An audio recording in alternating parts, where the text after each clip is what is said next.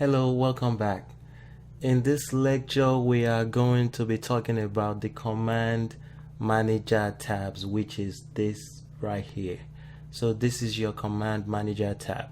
So the first one, you have your feature, which we talked about in the previous lecture, which you have your sketch features and you have your applied features.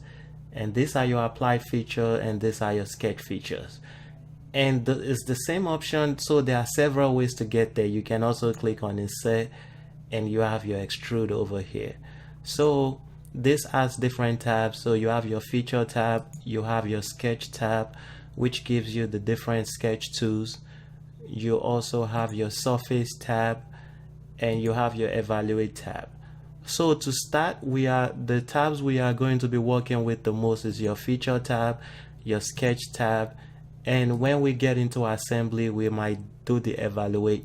But on the evaluate, the only two features you will use mostly is the measure and mass property.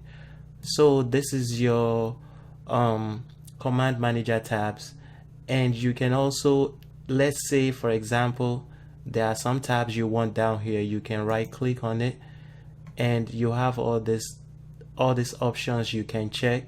So for my surface, if I uncheck that, you can see the surface has been deleted from the tab. And if I select surface and let's say I select sheet metal, and now I have more tabs there that I can work with.